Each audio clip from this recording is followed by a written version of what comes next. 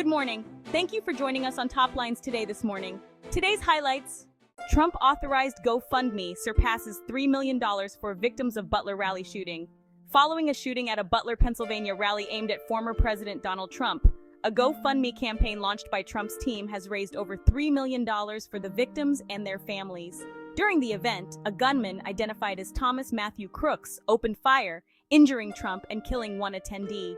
The Secret Service quickly neutralized the shooter. Prominent figures, including Vivek Ramaswamy and Kid Rock, contributed significant donations to the campaign, which aims to aid those affected by the tragic incident. Trump's campaign emphasized unity and recovery in their appeal for support, while the FBI continues to investigate the attack. Trump media stock surges over 60% after assassination attempt. Following an assassination attempt on Donald Trump at a Pennsylvania rally, shares in Trump's media company, Trump Media and Technology Group, TMTG, soared by over 60% in pre-market trading. The stock, trading under the ticker symbol DJT, jumped from $30.88 to $50.14 per share. During the incident, Trump was injured but survived, leading to significant media attention and a rallying of support. TMTG, which owns Truth Social and is majority owned by Trump, has faced financial challenges, reporting substantial losses in recent quarters. James Sikking, star of Hill Street Blues and Doogie, Howser, Maryland, dies at 90. James Sikking, known for his roles as Lieutenant Howard Hunter on Hill Street Blues and Dr. Howser's father on Doogie, Howser, Maryland, passed away at 90 due to complications from dementia. Sikking's career spanned decades, featuring notable appearances in popular 1970s TV shows and the 1984 film Star Trek III: The Search for Spock. Despite initial challenges, Hill Street Blues became a critical success, earning Sikking an Emmy nomination in 1984. He continued acting into the 2000s with memorable roles in Curb Your Enthusiasm and Fever Pitch. Mississippi mass shooting leaves multiple dead. A drive-by shooting in Holly Springs, Mississippi, left 4 people dead on Sunday evening. The attack occurred at a home on West Woodward Street just before 7 p.m. Local police and the Marshall County Sheriff's Office responded to the scene. 3 women and 1 man were killed, but further details about the victims or the shooter, Oz, have not been released. Authorities are investigating, and Newsweek is seeking additional information. This is a developing story. Tragic weekend. Birmingham sees multiple fatal shootings. Over the weekend, Birmingham, Alabama, experienced a wave of violence, with separate shootings resulting in at least 7 fatalities and 10 injuries. The violence began with a drive-by shooting at a nightclub, killing 4, including Stevie McGee, Markeisha Gettings, Angela Weatherspoon, and Larandis Anderson. The shooting occurred during a birthday party, and no suspects are in custody.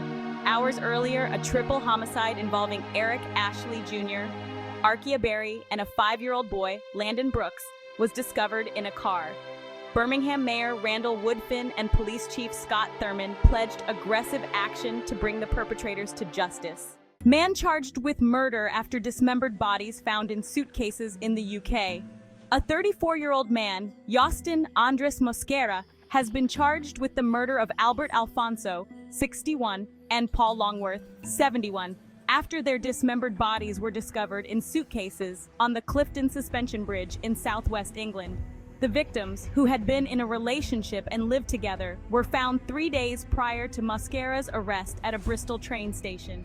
Initial investigations by London's Metropolitan Police indicate no homophobic motive behind the killings. Further remains were found at the victim's West London apartment. Mosquera is set to appear in court in London. Jury deliberations resume in Senator Bob Menendez's bribery trial. Jury deliberations are set to resume Monday in the bribery trial of Senator Bob Menendez in New York City.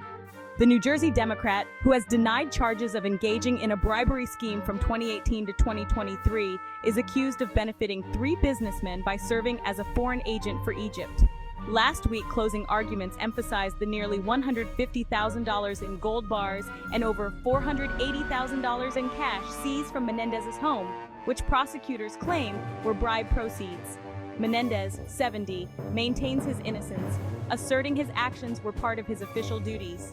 Despite the charges, Menendez plans to run for re-election as an independent.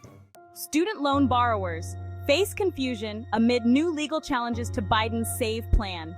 Student loan borrowers are once again in a state of confusion, due to ongoing legal challenges against President Biden's income-driven repayment plan, known as Saving on Valuable Education, or SAVE. The SAVE plan, which started in October, raised the income protected from payments and waived accrued, unpaid interest. Its second phase, set for July, aimed to reduce monthly payments and offer more loan forgiveness. However, legal battles have stalled full implementation, with courts allowing lower payments but blocking further forgiveness. Despite this, borrowers will resume payments in August. Republicans have filed an emergency motion to the Supreme Court to halt the plan, raising concerns among advocates. Meanwhile, Biden has forgiven over $150 billion in student loans, though the legal challenges continue to complicate the relief efforts. Marjorie Taylor Greene faces backlash for divisive rhetoric following Trump assassination attempt. Far-right Representative Marjorie Taylor Greene from Georgia has sparked criticism for her inflammatory comments in the aftermath of the attempted assassination of former President Donald Trump. Despite calls from President Biden and House Speaker Mike Johnson to reduce political tensions, Greene intensified rhetoric on social media, labeling the Democratic Party as evil and accusing them of violence and other serious allegations. Her statements have drawn condemnation as divisive and harmful, with critics urging her to temper her language and actions in the current polarized political climate.